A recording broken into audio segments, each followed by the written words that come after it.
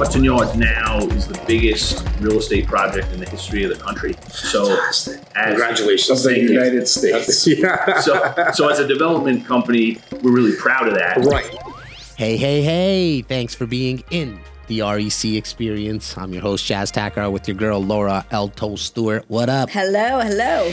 This is episode 6. Episode 6? We're getting through it. Is it like a quarter away through? What are we at? What do we planned for this season? 26, I think we have planned. We're 26? Yeah. Okay, so we got a few more to go for season 4.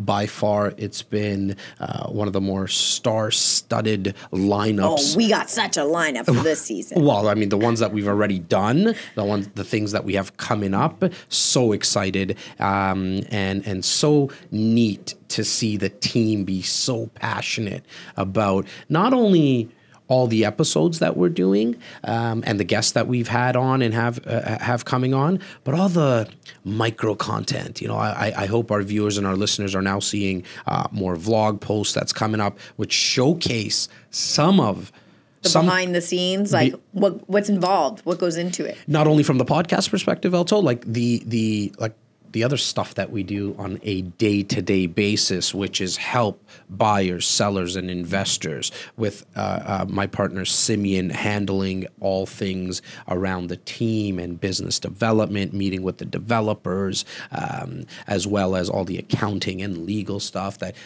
a business has to have in place.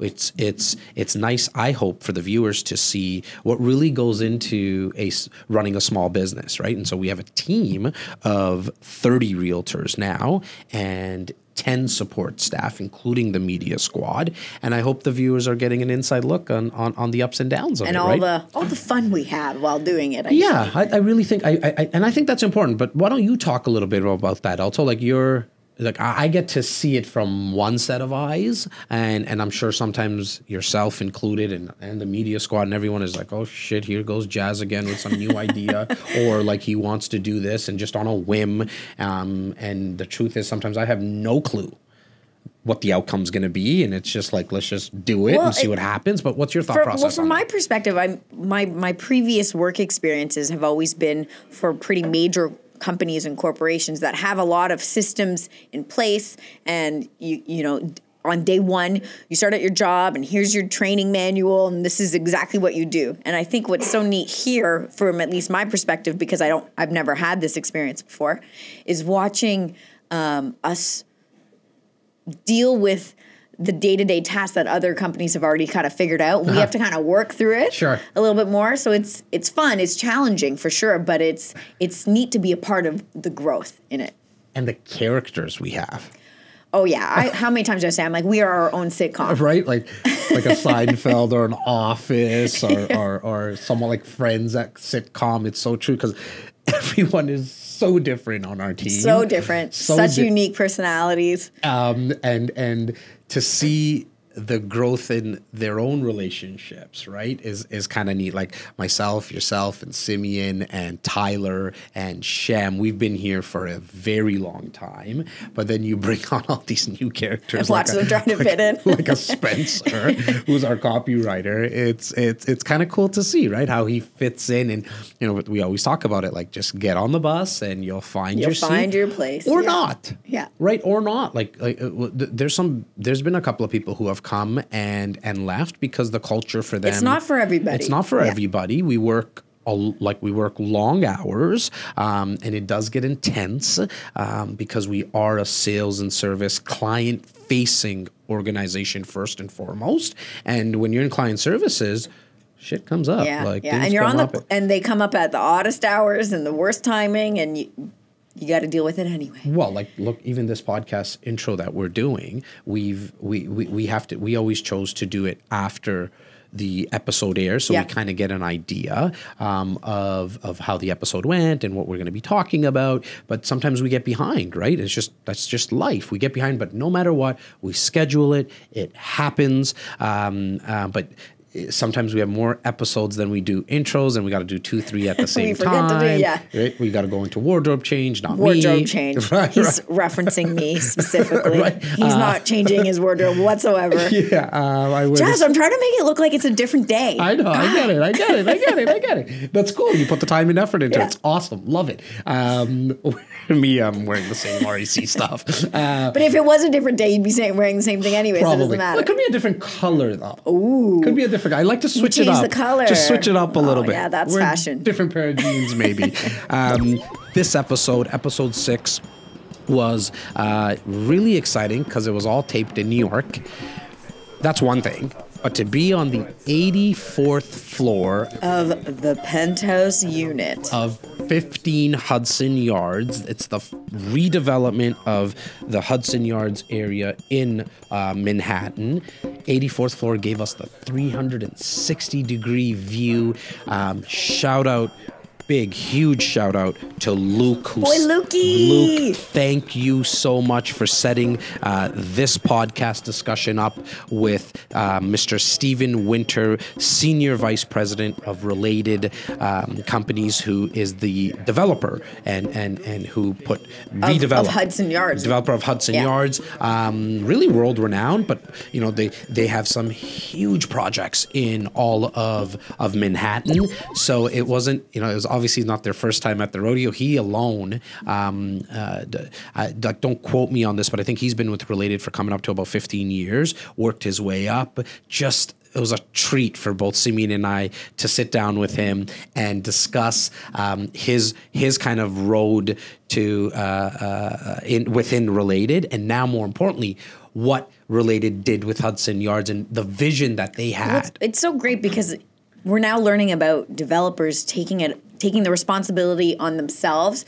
to create more sustainable living, to infill certain areas, and think outside the box. Now, it also helped that we got to do this all in a $14 million, 3,000 square foot unit. Yeah. That felt pretty good. And then again, back to Luke for a sec. He was so nice to take us around the whole building. Like the amenities have there's 2 floors, 54th and 55th floor. Mm-hmm. All have 360-degree views of Manhattan, which was bonkers for me to see. It was incredible. Wasn't it? That people can literally go down to their gym and be working out and staring at that all day. I'd work out all day if that was my. We spent a lot of time in that. I think it was like 3,500 square feet to be exact. 3 bedrooms, huge.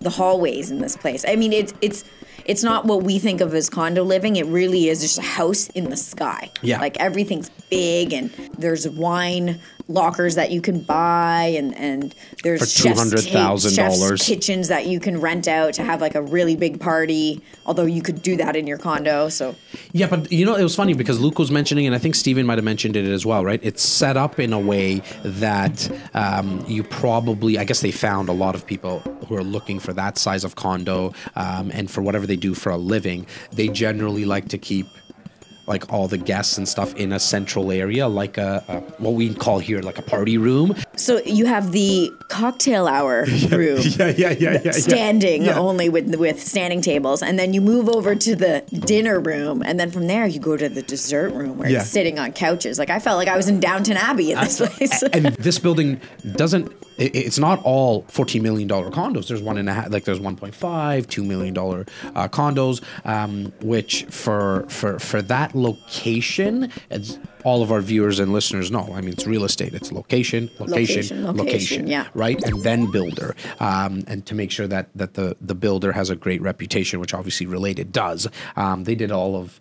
They did some stuff in Times Square as well as Columbus Circle, I believe it was. Yeah. They redeveloped those areas right by Central Park as well. When you're looking at that type of location, it was neat to see and really bring to our viewers and listeners the fact that if you think Toronto's expensive right now, and I understand that Manhattan has 8.5 million people, so it's approximately 1.5 million more than the Greater Toronto Area does. But we know in 10 years that's exactly going to be our population. Well, the way what we've done with the Greenbelt legislation is kind of forcing the GTA to be like Manhattan. High density. And high density, it's its own island. We can't build out, so we have to build up.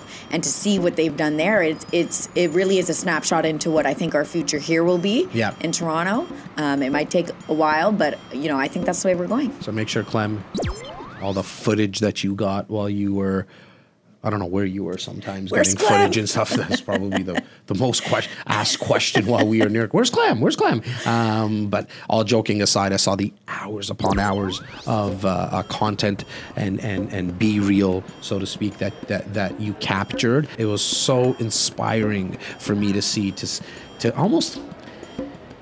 to almost be able to forecast kind of what Toronto's going to be like in 10, 15 years. Manhattan is flirting price per square foot around $3,000. We're at an average of about $1,200, $1,100. Yeah. It's amazing to see a city, how you can get so many people in such a small area, and it works. It works really, really well. It works really, really well. I mean, their transit is awesome. So it's obviously something that we need to work on here in Toronto. But no matter what, the 1.5 million people are coming in the next 10 years. And that's just like Immigration Canada stats. I mean, there's still, interprovincial immigration, which is probably slated at another 250 to 300,000 people over those 10 years. And so it's quite basic. It's so basic. Supply and demand. Like very easy, right? Like we just don't have enough bread.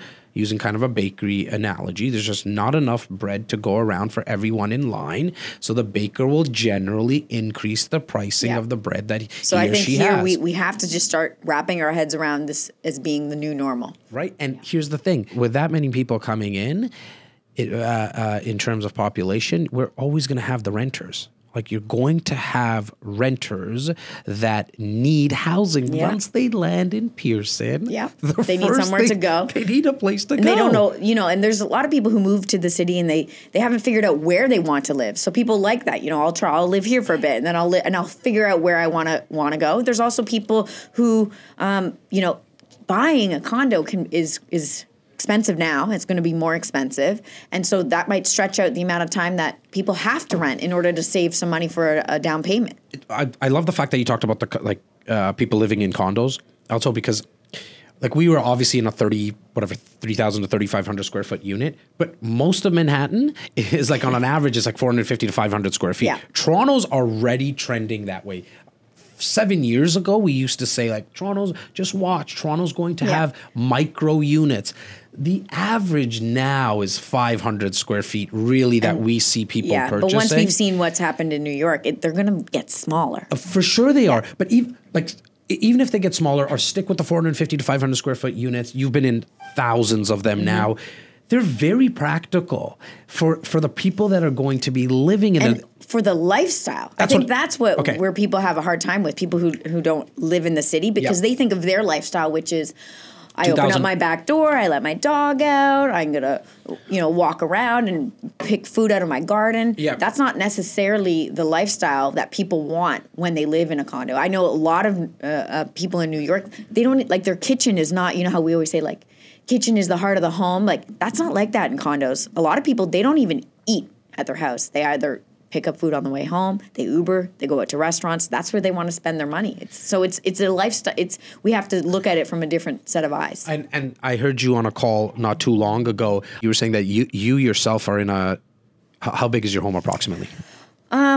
I'll stop your head. Off the top of my head, probably upstairs is 1,100 square feet. And then you have a finished basement? Finished basement. And so never use it. And I heard you on the call. And I don't even use the 1,200 square feet upstairs. That's important, right? That's what I heard you speaking to a client about, that you don't even use all the space that you have. And so when you think about somebody living in a 500 square foot condo, they're using every inch of it because that's what they need. It's not about the want. It always comes back to the word that you used, lifestyle, because it's about going to work, walking or biking, especially if you're in the downtown core, and then picking up your dry cleaning on the way back, meeting the friends at the local pub, and then picking up groceries. And I always say that in the suburbs, you pick up groceries for the week, for the 6-7 days. In the city, Costco. You do it from Costco, because you have the space for it. Yeah. And then you kind of want to fill the space, right, so to speak. Where in the city, and especially the millennials and the younger generation, they're picking it up for 2 days. Yeah. Because they want fresh stuff and they're going to cook something up if they do decide to cook. But other than that, they're just going to probably just do Uber Eats, or, I use Skip the Dishes more. But that's why these apps have become so popular, right? Yeah. Guys, as always, we want you to enjoy but really importantly, need the feedback from all these episodes that we're putting out. Today's, again, is Stephen Winter from Related Companies, Senior Vice President. Another shout out to Luke, shout out to Stephen. You'll obviously see myself and Simeon sitting down with Stephen. Laura, thank you. You bet. Give us the feedback, guys. Enjoy. REC Experience presents Real Estate, Entrepreneurship, Leadership with your host, Jas Takhar. The REC Experience podcast is now on air. Hey, thanks for being in the REC Experience with your host, Jas Takhar. You see, obviously, a very familiar face, my business partner, family. Simeon, and we got a treat for you guys today. Not only from our guest, who our guest is, but where we're sitting. So joining us today is Mr. Stephen Winter, Senior Vice President at Related Companies, and we're on the 84th floor of 15 Hudson Yards. Thank you so much for having us here today. Thank you for hosting us, for sure. Really appreciate it, Stephen. Absolutely. Thank you for having me. Our friend Luke was good enough to set this up for us, and we're going to be talking all things related developments as well as Hudson Yards. And so if you haven't been here before, we're going to talk about not only the residential side of things here, but the commercial office space, and as I mentioned, all things Hudson Yards. So Stephen, talk to us a little bit. We were talking off air on when this all got started and how Related got involved. And so if you can kind of take my viewers and listeners down that path, that'd be greatly appreciated. Yeah, sure. So again, thanks for having me. Super excited to be here. We started this development project back in 2008 when we bid on and won an RFP. That basically put us into a master plan effort, which took a couple of years. We broke ground in 2012. Okay. Hudson Yards now is the biggest real estate project in the history of the country. Fantastic. Congratulations. Of the United States. Yeah. So as a development company, we're really proud of that. Right. What we kind of learned though early on was that no one actually cared about the scale of the project. Interesting. All they cared about was if they were a CEO of a company, how do I attract, how do I retain the best people that live in New York City to work for me? Right. Okay. So we basically set out on a mission. Was that a problem? Well, it was. I mean, the sort of first road we went down when we were trying to position Hudson Yards was the fact that this was new office space, right? If you look at New York City, the average building age is over 70 years old. Wow. So when we compete in sort of a global landscape, it's challenging. If you look at markets like London and Hong Kong, they've added 40%. And 60% respectively of new inventory to their overall pipeline in the last 20 years. Right. During that same time, we added 7%. So this is an old city. So when we first started to sort of position the project, sell the project, to New York City office tenants, we like to talk about the fact that it was new construction. Right. The buildings were going to be more efficient. Tighter cores, no columns. Right. Basically, you could fit more people into more efficient. So that got heads of real estate excited. That got CFOs excited. Right. So when we got to the CEO, they were kind of like interesting, but like, what is that really going to do for me? How is that going to really move the needle for my business? So we kind of took a step back, and again, we really started to talk about how we could make real estate attract the best people. So if you go to Harvard Business School, you go to MIT, right. The first thing you're telling prospective employees, right, is we're going to work in the coolest, most exciting place on planet Earth, right? Right. And so when we talk about location, why was it important for Related to be involved in this development from a location perspective? Yeah, so frankly, that was our biggest challenge when we first started, right? So, the first piece, right, while we were master planning that happened, that was absolutely critical, was the public sector totally came through on what they promised would happen here. So there's been about $4 billion spent in and around the Hudson Yards area. Okay. The Javits Center. Those are Bs. Yeah. Yes. Bees. Just some dollars. So the Javits Center was renovated, so it was a $500 million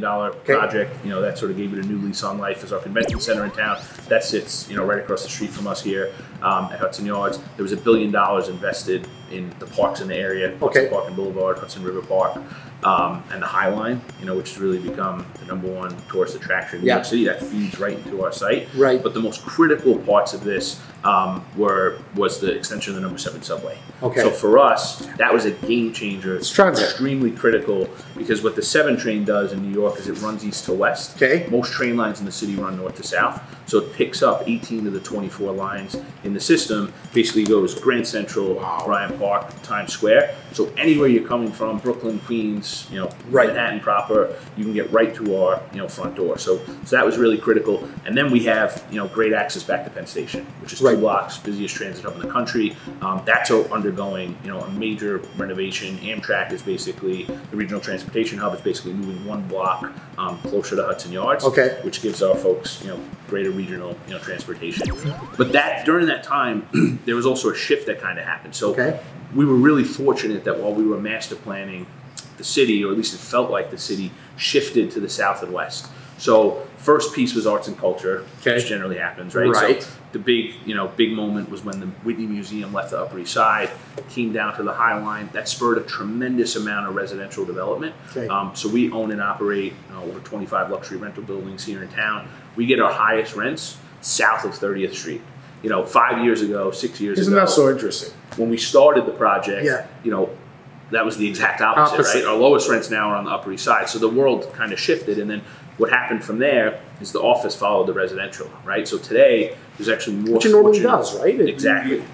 Exactly. Now, in terms of office, so when we were pulling up into Hudson Yards, there's about 4 or 5 towers that are here and they're coming up. Can we talk a little bit about that? We're obviously in the residential building at 15 Hudson Yards. Of course. And then if you can talk about 10 and 35 and the others that are coming up. Absolutely. So we started the project with 10 Hudson Yards. That's our first office tower. That's the building that is sitting right behind us here. It's a 1.8 million foot tower. It's 100% rented. So the building came out of the ground with commitments from 3 tenants. Coach, which is now Tapestry. So Coach, Stewart, Weissman, Kate Spade. L'Oreal's North American headquarters. Got it. The Boston Consulting Group, SAP, VaynerMedia, and Sidewalk Labs. Which is run by Dan Dockeroff, former deputy mayor, who actually kind of led and spearheaded the rezoning effort of where we're standing right now. Bloomberg. Under Mayor Bloomberg.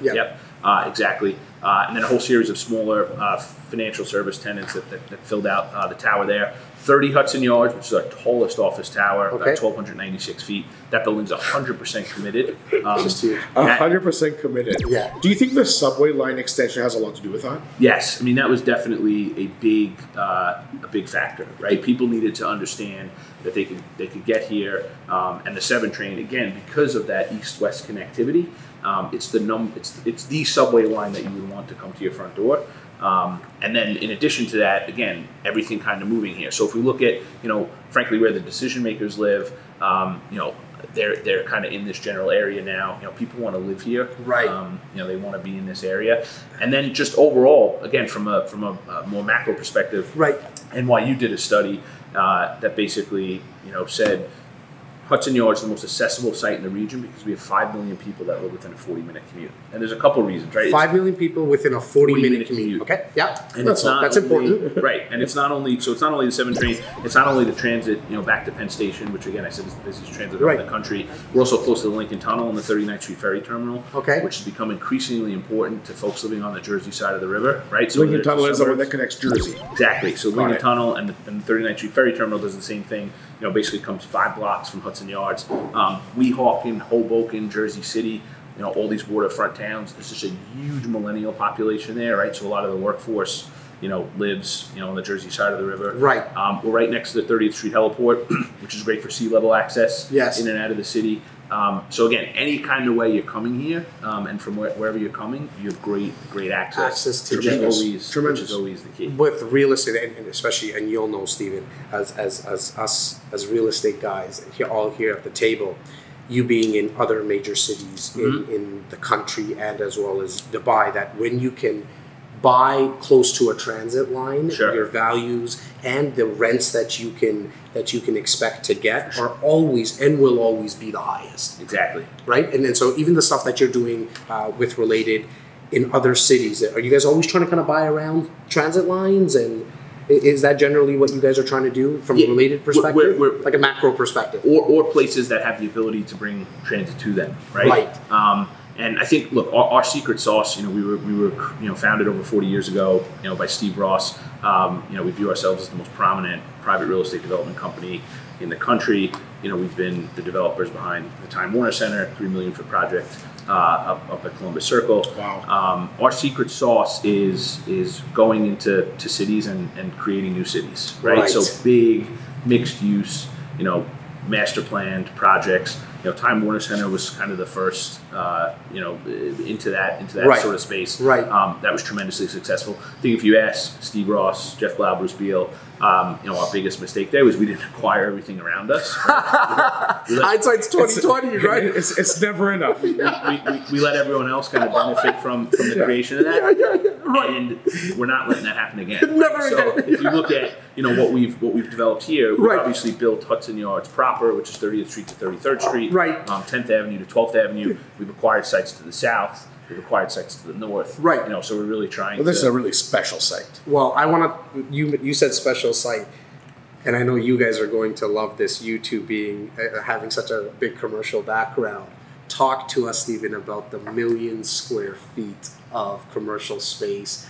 What's there? What can residents expect to get out of that building there? Yep. So the retail there. If retail doesn't work there, I don't know what's going to happen to retail. I mean, that is so well done. It's so perfectly executed. It's 1 million feet. It's on 7 different levels. It's anchored by Neiman Marcus. So this is the first Neiman Marcus to ever come into New York City. Which was a game changer for us. Yeah. So they're, big box, floors 5, 6, and 7. We have an extensive collection of food and beverage. I think it was world 25 restaurants. Cool. Basically, our strategy on the F&B side was to go around love food, the world. right? So I'm glad that you got a lot there. Go on, Stephen. Go around the world, get the best chefs that we could find, bring them all to one place, right? So if you look at the offering there, we have a steakhouse by Thomas Keller, which is the tack room. Milos, which is run by Kostas Spiliadis, which is really one of the best. One of yours. Greek food. Greek places. Maybe we'll do that tonight. Or the steakhouse. That got me excited. Remember, we're tourists here today. We're tourists here today. Make your way over. Breakfast, lunch, and dinner. It's actually so true, right? You could do breakfast, lunch, and dinner right downstairs. It's you literally don't. You don't have to leave. Right. So Jose Andres is doing a 40,000 foot food hall, which sits right underneath the High Line. Which is kind of like a Spanish version of Italy. Michael Monaco, who's our partner up at Time Warner Center, and his porterhouse has Hudson Yards Grill. David Chang's in the project. We have a Shake Shack. Two chefs out of London, Rhubarb and C&D, doing a place called Queen's Yard and Wilding. So really just world class. So that's the restaurants. What's shopping? And then just a really diverse mix of traditional retail. And is it a shopping mall like concept? Yeah, we call it vertical retail, but yeah, you basically have a luxury offering on the ground floor. So brands like Cartier, Van Cleef, Rolex, Patek Philippe, and then as you start to move up into the retail, we have online brands, that now are coming into traditional brick and mortar, native brands. We have traditional sort of bridge brands, Lululemon, J. Crew, Zara, Sephora. And these are all open now as we speak. All open. Okay, so they're functional, and we'll go right across the street. Take you through. It's buzzing. I mean, we'll have over 100,000 people a day. So it's very well received then. No question. The public spoke. It's wonderful. The public spoke. I mean, it's absolutely buzzing. We opened up Vessel. That's the piece of art that sits in the center of the plaza. What's interesting about that is at Hudson Yards we have a zoning mandate that requires half of the project to be open to the sky, which is very unique for New York City, right? If you go downtown, you go to Midtown, everything's kind of built lot line to lot line and on top of each other. Here we have this great open space. 50% of it has to be open to the sky. It felt different when I pulled in, right? Just the rest of the city. It felt a little like Toronto. Well, it did because we have a little bit more space to work with there. But yeah, continue on. So in terms of the Vessel. So Steve Ross commissioned Thomas Heatherwick to create Vessel. It's a totally interactive piece of art. It's free, so it's it's open to the public. It's a time ticket. So you need to go online, book your ticket. And you can book it 2 weeks out. But if you're not on that website, 2 weeks out, you're not getting it. You can't get a ticket. I mean, it's oversubscribed. It's been tremendous. Again, one of the really, another really unique component to the project, and I kind of hit on this before, is our plaza is built to the same level as the High Line. So we're built over the rail yard, right? But we're elevated. So the High Line basically feeds right into our public space. So we have 8 million people, right, that go to the High Line every single year that end their visit to the High Line at Hudson Yards. So it's just sort of this natural feeding point, right? For people to come up into the vessel, you know, go into the retail and spend time Very here. well thought out. I think we just saw the High Line While we were driving. coming up. When we were coming in. Entering the right. Yes. We saw all the buses there and all the people lined up. People lined up ready. Yeah, that's insane. Just a feeding Yeah. into the complex. Right, right. And It's then unbelievable. And then, you know, you talk about like what else kind of we're offering with one-stop shopping. So, you know, we're bringing online a 60,000-foot Equinox, which Related owns. Will be one of our, you know, greatest clubs. It'll sit on a couple different levels. That's the fitness club. Fitness club. You know, spa, 2 pools, 1 inside, 1 outside. We're also bringing the Equinox brand into the hotel business. Beautiful. Which we're really excited about. Is that the first? This will be the first one to open up. Yeah. And that opens up this summer.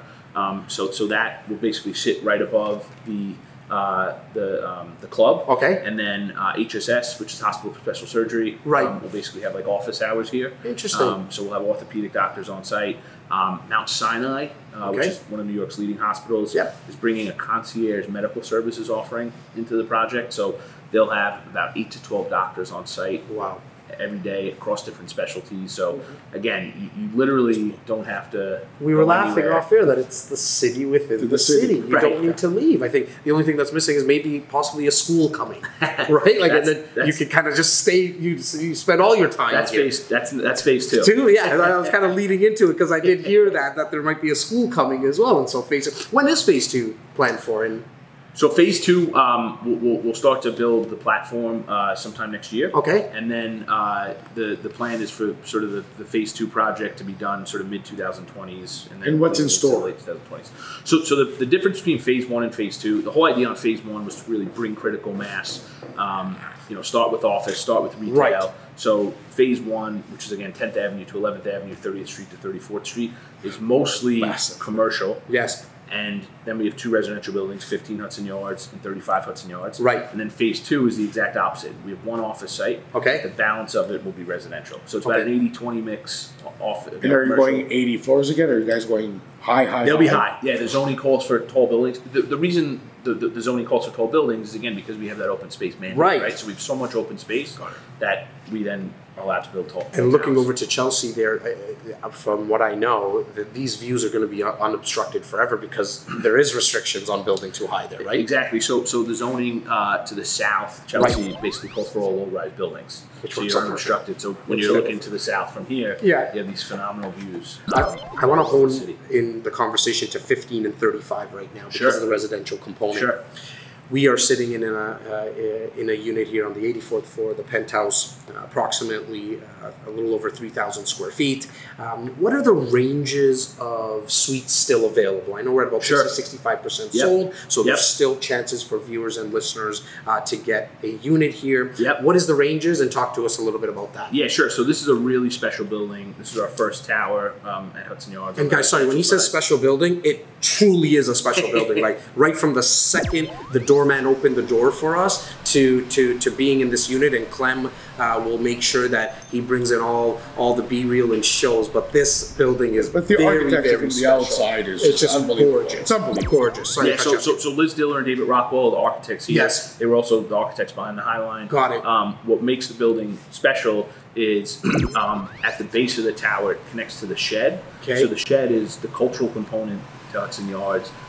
It's an incredible piece of art, event space. It is. It has similar technology to a sports dome, so it actually has the ability to open and close. So the I saw that. Yeah. So what is the idea behind that? Inside, you can have an event outside. It's highly diverse. It'll have its own original programming, which is the main feature of it. Run by Alex Poots, who's an unbelievable executive director. And then it will allow, Fashion Week, things like the TED conference, if the car show is going on at Javits, one of the car companies to come in and launch a new vehicle. For sure. So it's just an unbelievable space. It sits right on the High Line. There's 2 art galleries inside. Both bigger than the biggest gallery at MoMA with a new Whitney, 500-person black box theater. So it is. And that's fully functional as we speak as well. Yeah, so that opened up in early April. And then the residential building sits above it. Right. So here we have 285 for sale. Residences, 65% sold. Okay. The velocity here has been great. Yep. We're priced 1 bedrooms to 4 bedrooms, anywhere from about 3.9 million up to about $32 million Right. for our penthouse level. Okay. So not everything in New York is 15 to 18 and 20 million that people think, right? Right. We hear the same stuff in Toronto, but there's a lot of viewers that I can't buy in New York City, let alone Hudson Yards. Everything's going to cost me 15 million. That's not true. You heard Steven say it, that they're starting around $3 million. 3.9, yeah. 3.9, so just under 4 million. What is the size of those? And I know those are probably the 1 bedrooms. Yep, sure. And So this building is geared towards, I'd say, smaller units, right? Yep. 1 to 4 bedrooms. Okay. 35 Hudson Yards, which is the second building that came online. That's the building that'll have the Steven Star restaurant in the base. Above that, we have the Equinox Fitness Club. Above that, we have the Equinox Hotel and Equinox offices. Yep. So the tower floors there, that's where the condominium sits, the condominiums. Yep. There we have the 143 for sale units. Those are priced anywhere from about 5 million to 28 million. Yep. And we haven't priced the top of the house penthouse units yet. Okay. In this building, again, going back to 15 Hudson Yards, the amenities, 51st and 52nd floor, I believe they are. Do you want to touch on that a little bit? Yeah, sure. So because you don't need to leave this building. You don't need to leave this building. 40,000 feet of amenities. Literally anything that you can think of. Right. Beauty bar, health and wellness. I need a beauty swimming bar. pool. Yeah. Swimming pools. And the best part about it is it sits on level 51 and 52, like you mentioned, right? So the views are forever. So you have placed it perfectly. South view. I mean, you can literally see anything and everything. You're totally unobstructed. Yeah, it's inspiring spaces, right? It is. It very much so is. Water, spas. On the 51st first floor. I mean, we have our tallest building in Toronto residential right now is 70 floors, but there's just one. And we spoke about so many that are here now, and the views that you're getting are phenomenal. There's a cool tie to from Related and Canada's perspective. Sure. Just touch on that, because I know my viewers are going to be happy that there is a tie to not only Canada but Toronto specifically. Sure. So our joint venture partner in the project is Oxford Properties. Yep. And then our president, Jay Cross, is a Canadian. Yes. And he actually built. Jay's a legend. Yes. If you ever watch him be introduced, his resume, I don't think we would love to see that. Anyone. He's a former Olympic sailor for a great country, and he was really sort of early days. It's actually funny, he came to us from the New York Jets, right? And this site was actually the site for the New York Jets football stadium before Hudson Yards was developed. And we always tell a fun story. So what was going to happen on 11th Avenue to 12th Avenue, where the site was contemplated, was the New York Jets football stadium. Right. And then New York was bidding for the Olympics. Okay. They lost the Olympics, went to London, but there was a public outcry for building the football stadium here. Right. So Jay recently spoke at the 10-year anniversary rezoning of Hudson Yards and told the story that everyone shot us down because they were worried that 8 Sundays a year we'd have 40,000 people here, and now we have 40,000 people here. But it all worked out. Obviously, it's been a dream. It's been a dream come true for us. So, Steven, I know how busy you are. Thank you so much for hosting us, not only here at the 84th floor, but also just talking all about Related and Hudson Yards. It really, really means a lot. Thank you so much for your time. Thank you for having me. Thank you for the hospitality. Thank you for the hospitality, my friend. Thanks a lot. Of course. Take care, guys. Awesome. This has been the REC Experience Podcast with Jas Takhar, an REC Canada production. Hey guys, thanks so much for watching the REC Experience. Please make sure to subscribe, like, and share. Click here to watch and experience more videos from REC.